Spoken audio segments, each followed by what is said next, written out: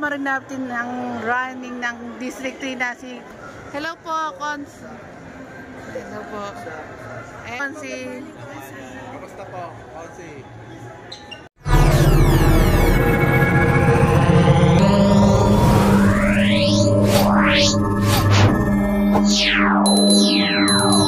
Hello mga kabungas news, welcome back again to another vlog. Ito po si Busilak's Diary, hatid ang mukha ng balita. Ito, filing of certificate of candidacy. Ito po yung mga Your Miss Choice na magpa-file po ngayong araw. Kaya antabayanan nyo po kung sino-sino ang mga Your Miss Choice na magpa-file ngayong araw po dito sa SM Manila. Mataan na rin po natin si Councilor Tol Circle ng District 3 ng Maynila. And waiting na lang rin po tayo sa paglabas din po ng ating mga councilor na of course magpa-file. Yun po si Consi Par ng District 6. Ayan si Consi Joel Par. Magpa-file na rin po ng kanyang candidacy ngayong araw. Good morning, Consi. Kamusta po, Consi?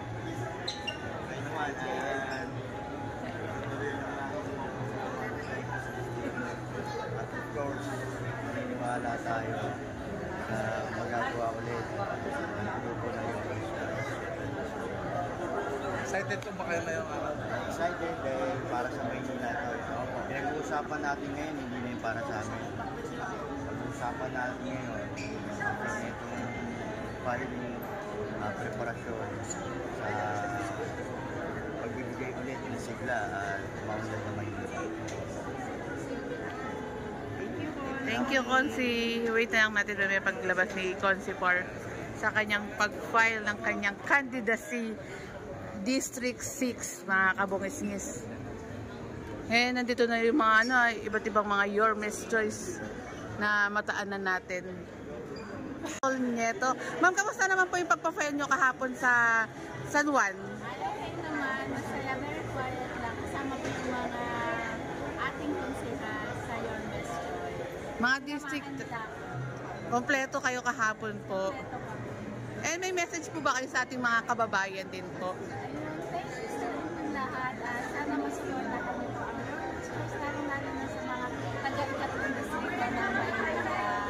Maraming salamat. Maraming salamat po.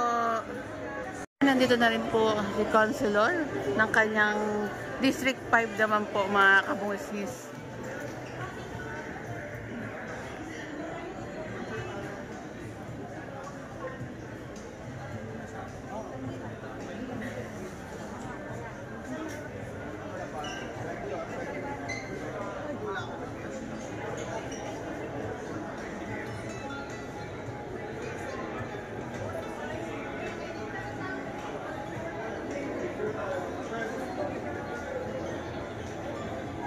Consimon View Pangpo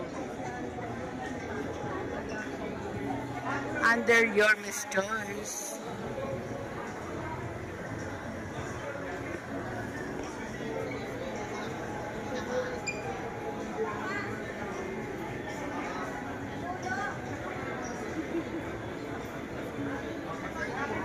Consi, good morning po. Matanong ko lang, kamusta naman po ang pagpa-file ng inyong candidacy ngayong araw? I was surprised. I was the first one to file para sa District 5. And may message po ba kayo sa ating mga kababayan? Oo, kabilang po ako sa Your Miss Choice. Action Democratico under Mayor Isko Moreno Tomagoso. And of course, Vice Mayor Chi Atienza at ang aming Congressman Amado Bagasin. Ayan, maraming salamat po. Maraming salamat. God bless. Good morning po sa lahat na nandito. Ako, personally, kaya ako si Mama Dokosis para sa kanya. Kasi naniniwala ako sa mga proyekto niya ay patuloy na gano'n for 50 years almost. Ay tuloy-tuloy pa rin na dahil ng mga project niya. Number 1 po lang sa Ataraka, sa Living City Classes, Living Aid, as bumbero po siya. Mas nakikilala po siya lalo na sa may sunod o bilang Manyo Pangko. Meron din po kami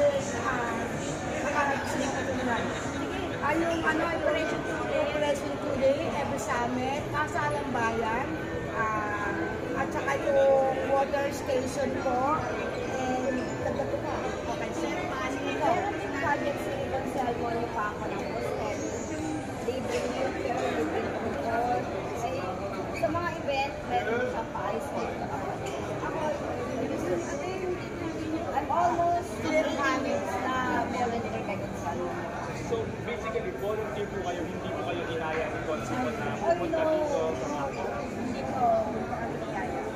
Talaga, usang loob kami yung balita para support sa kanila. So ang yun po siguro, any message po kay Consi ngayong bilang councilor din? Consi Almonio Pangko, fight lang tayo. Marami na tayong achieve itong pagkakataon na to. Ituloy namin ang serbisyo ni Monyo Pangko, katropa, sa Singko. Tsaka yung stay lang niyo yung bossing kung ano talaga yung yun ang gusto ko sa kanya. Kung ano lang yung gano'n niya. Wala nang 2006 until now, gano'n talaga yung gano'n. May tagline po ba sa iyo si Consi? Yes po, katropa. Ano po, pwede ko sabihin nyo ako?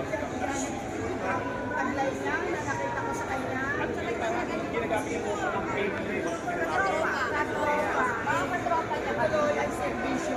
Ang katropa sa sentro.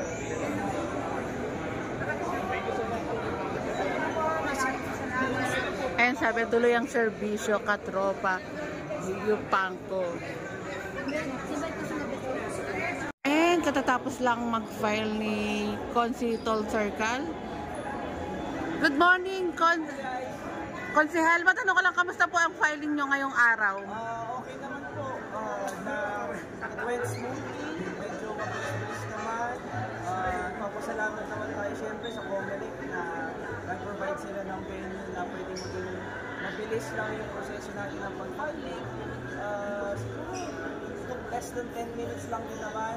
Bilis-bilis naman din and very accommodating din naman yung mga staff natin sa Comelec. So, very excited to run yung re-election po natin sa ikatlong distrito ng Maynila. Ang bunso ng konseho ay hindi na po bunso ngayon. Running na po tayo sa ating ikalawang termino, kaya sa ating mga constituents, sa aking mga kapatid sa ikatlong distrito ng Maynila, maraming salamat sa tiwala niyo po nung unang pagkakataon ko po sa election. Ayan po, kung gusto niyo po ako samahin pa rin dito sa ating laban na to, maraming salamat po sa inyo at kita po tayo. And kasama rin po kayo ni Yorme Isko Moreno under Yorme's Choice. Yes. Well, yun din naman, very blessed din ako ngayon na maging parte ng Yorme's Choice kasi alam naman po natin na si Yorme, yung kanyang nagawa sa lungsod ng Maynila, talagang yung pagmamahal ng mga batang Manilenyo para kay Yorme ay talagang ipapakita natin. So to be part as one of Yorme's Choice is really an honor. And syempre, at the end of the day, talagang habol naman po natin bilang lingkod bayan, bilang parte ng mga nagsaservisyo sa publiko, ay talagang kung ano yung pinaka-maayos, makahanapan natin na mabuti kapakanan ng bawat Manilenyo, yun naman po ang pinaglalaban natin. For the past 4 years na nakaupo na rin ako bilang konsehal sa lungsod ng Maynila, yun naman po lagi ang unang-una natin naiisip, yun naman po lagi ang una natin pinaglalaban, ang bawat isang Manilenyo. Kaya kung kasama po natin si Yorme at lahat po ng mga Yorme's Choice, sigurado naman po ako, hindi tayo bibiguin ng mga yan. Ayan, maraming salamat po. Salamat. Kaya thank you rin sa inyo na you guys take the time to really communicate at talaga ipakita sa mga tao kung ano ba yung mga nagaganap sa lungsod ng Maynila. Kaya I appreciate you guys as content creators, as bloggers, as people who share the truth dito po sa ating lungsod. And siyempre kung ano yung nag-e-enjoy din yung mga taong bayan. Kaya thank you very much. Thank you lagi. God first. Thank you po, Consi. Binansarin po ang District 3 na konsihal, Bong Alvarez. Oh, kasama niya yung mga sa PBA. Wow, astig. Hello po, Cons. Hello po. Ayan, maya interview natin. Pagtapos mag-file ng kanyang candidacy. Alvin Patrimonio, mga kabungis-ngis. Dito tayo. Oh, grabe. Hindi ko makita.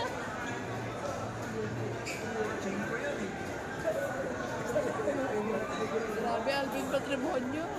Ang gwapo pa rin ni Sir Alvin Patrimonio, ha?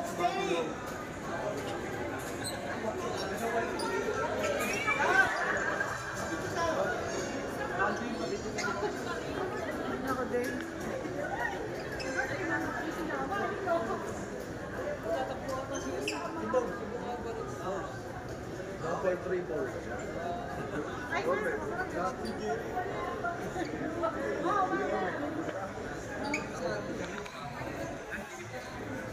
Sino?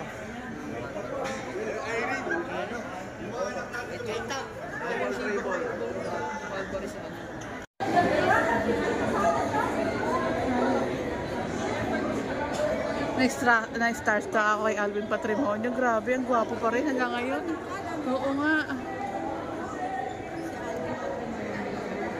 Kaya ang height niya, mga 60 siguro.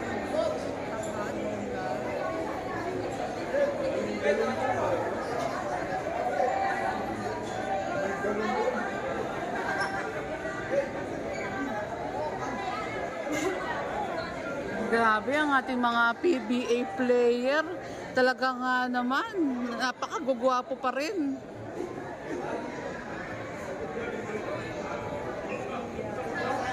And waiting tayo, mamaya natin interviewin si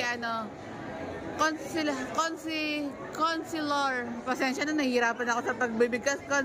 Consilor, Bong Alvarez. Later.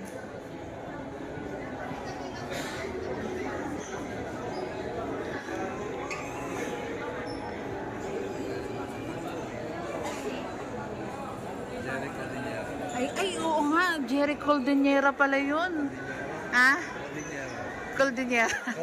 Cordillera. Oo nga. Pure Foods. Yung movie nila ng tatlo. Ah.